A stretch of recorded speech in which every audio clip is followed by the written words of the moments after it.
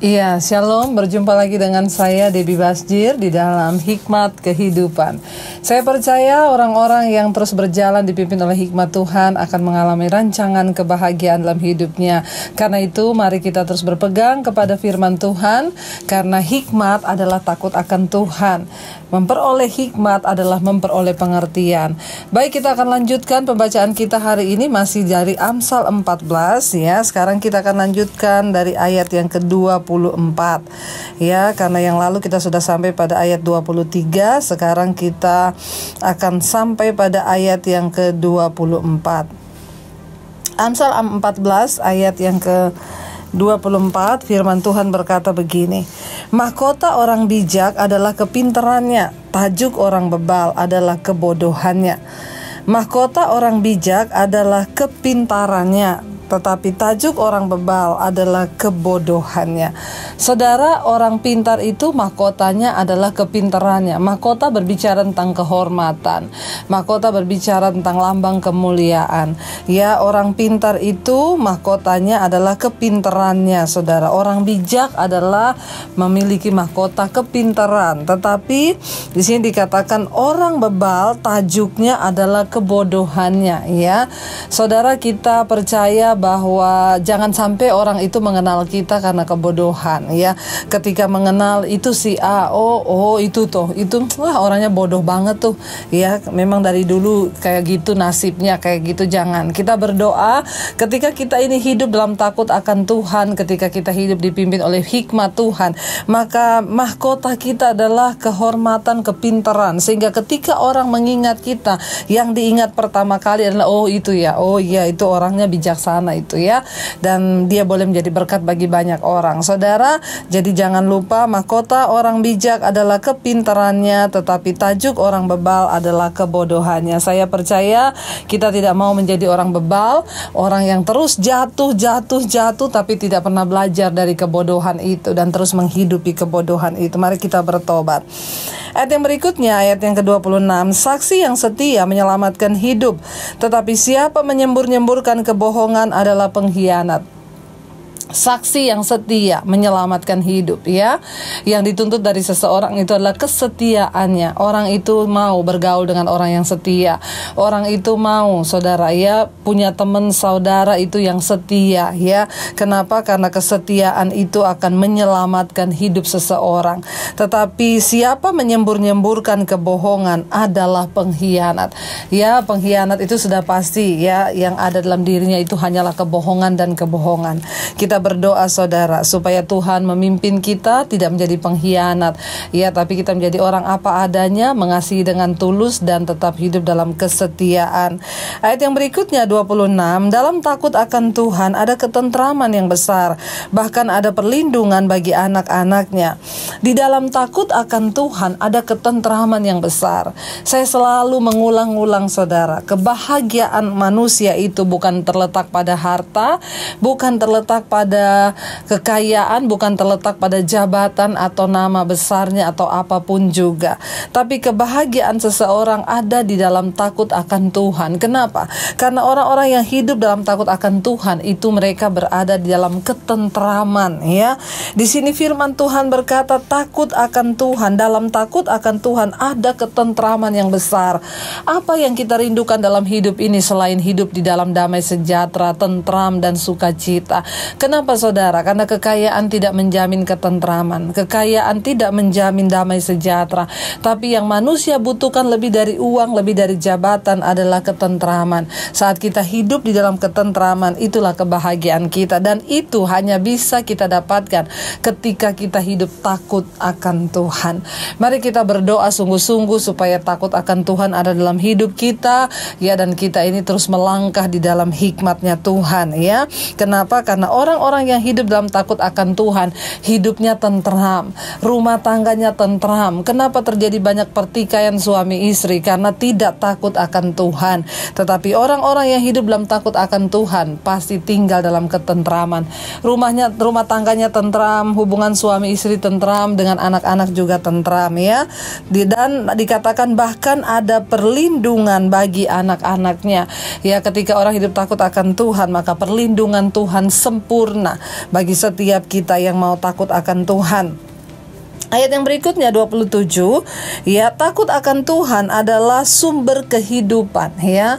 Takut akan Tuhan itu sumber kehidupan. Tidak akan pernah rugi kita hidup takut Tuhan, saudara. Kenapa? Karena takut akan Tuhan adalah sumber kehidupan, sehingga orang terhindar dari jerat maut. Wow. Orang-orang yang hidup takut akan Tuhan, dia itu akan memperoleh kehidupan. Ya, kenapa? Karena takut akan Tuhan itulah sumber kehidupan. Ya, bukan karena kita punya titel yang banyak sehingga hidup kita di dunia ini akan terpelihara, akan bisa berbahagia. Tetapi orang yang hidup takut akan Tuhan, dia memperoleh sumber kehidupan. Kenapa? Karena Tuhan itu adalah sumber kehidupan kita. Dan orang-orang yang hidup takut Tuhan, mereka memperoleh sumbernya. Ya, bayangkan loh, kita mendapatkan sumber dari kehidupan itu sendiri. Ya, bahkan di sana dikatakan sehingga orang terhindar dari jerat maut. Saudara, dalam dunia ini ada, ingat, rancangan Tuhan, rancangan setan, rancangan diri sendiri. Rancangan setan itu pasti akan menjerumuskan kita ke dalam maut dan malapetaka. Tetapi orang-orang yang hidup takut akan Tuhan akan terhindar dari jerat maut. Karena itu mari senantiasa kita bergaul dekat dengan Tuhan, intim dengan Tuhan, supaya hidup kita terhindar dari jerat maut, yaitu kebinasaan, ya. Ayat yang berikutnya 28, dalam besarnya jumlah rakyat terletak kemegahan raja, tetapi tanpa rakyat runtuhlah pemerintah. Iya, dalam besarnya jumlah rakyat terletak kemegahan raja. Jadi kemegahan raja itu ditentukan oleh besarnya jumlah rakyat yang dia pimpin, saudara, ya. Dan juga tetapi tanpa rakyat runtuhlah pemerintah. Kita semua memerlukan dukungan dari orang-orang yang ada di sekitar kita. Semakin banyak dukungan, maka kita semakin bisa untuk lebih berkembang dalam hidup ini. Kenapa, saudara? Setiap kita membutuhkan nasihat. Jangan pernah berjalan dengan kepintaranmu sendiri. Kalau nasihat banyak itu, maka kita terhindar dari malapetaka. Belajarlah untuk mendengar nasihat, dimulai dari orang-orang terdekat, yaitu suami, istri, anak-anak. Percayalah, saudara, keluarga akan menjadi orang yang terdekat yang akan mendukung saudara. Ya, lalu ayat yang berikutnya, saudara, ayat yang ke-29, ya. Orang yang sabar besar pengertiannya, tetapi siapa cepat marah membesarkan kebodohan, ya. Orang yang sabar itu besar pengertiannya, tetapi siapa cepat marah itu membesarkan kebodohan. Orang itu dinilai dewasa atau tidaknya dari sikapnya. Orang yang suka marah-marah itu, ya, seperti anak-anak, saudara, yang emosinya belum stabil. Orang yang suka marah-marah itu, saudara, ya, dari situ terlihat bahwa pengertiannya kecil. Orang itu menilai seseorang itu dari sifatnya. Kalau orang suka ngambekan, suka marah, ya, itu kita bisa lihat, oh, orang ini ya hubungannya dengan Tuhan tidak dekat. Oh, orang ini imannya belum ya dekat sama Tuhan. Mari kita menata diri. Ada berapa banyak, saudara, yang akhirnya menghancurkan sebuah hubungan persahabatan hanya karena marah yang tidak terkendali. Ya, kemarin kita sudah belajar di mesbah doa, marah boleh tapi tetaplah diam. Marah boleh tapi jangan berbuat dosa, ya. Mari kita berdoa supaya kita menjadi orang-orang yang bijaksana. Jangan cepat marah, jangan meledak-ledak jadi orang, saudara, ya. Kenapa? Karena orang yang sabar itu pengertiannya besar, tapi orang yang tukang marah itu berarti pengertiannya kecil. Dan juga apa? Tetapi siapa cepat marah membesarkan kebodohan. Kita akan dinilai orang, oh, wah, ini orang bodoh, ya, tidak punya pendidikan, orangnya ini ternyata seperti ini. Jadi, saudara, orang itu bisa dinilai kedewasaannya itu dari sifatnya. Kalau dia suka marah, tukang marah, berarti orangnya itu, saudara, ya, belum dewasa di dalam Tuhan. Karena itu janganlah menjadi orang yang marah-marah, saudara, ya. Ayat yang berikutnya, saudara, kita akan lihat ayat 30. Ayat yang ke-30, hati yang tenang menyegarkan tubuh, tetapi iri hati membusukkan tulang. Wow, saudara, ya, hati yang tenang itu, ya, dikatakan di sini, hati yang tenang menyegarkan tubuh, tetapi iri hati membusukkan tulang. Saudara, kalau kita pengen dapat hidup tenang, ya, pengen tubuh kita segar, tidak banyak sakit penyakit, ya, punyalah, ya, hati yang tenang, ya. Hati yang tenang itu artinya apa? Hati yang tidak banyak kepahitan, kekecewaan. Hatinya itu tenang dekat Tuhan, ya. Hatiku tenang berada dekatmu, Kau yang pelihara hidupku. Ya, ada pujian yang berkata, hatiku tenang berada dekatmu Tuhan. Karena apa? Engkau yang pelihara hidup kami. Bagaimana supaya kita memiliki hati yang tenang? Mari dekat dengan Tuhan. Orang yang memiliki hati yang tenang itu akan tetap punya damai sejahtera. Kenapa? Karena orang yang hatinya tenang itu, sekalipun banyak ujian dalam kehidupannya, banyak orang yang coba untuk mengganggu damai sejahteranya, dia akan tetap tenang. Kenapa? Karena orang yang tenang itu hatinya, karena dia dekat dengan Tuhan. Firman ini berkata, hati yang tenang menyegarkan tubuh. Wow, saudara, ya, makanya firman Tuhan juga berkata, hati yang gembira itu obat yang manjur. Ternyata kalau hati kita tenang, maka tubuh kita segar, tidak banyak sakit penyakit. Makanya jangan rusakkan hatimu.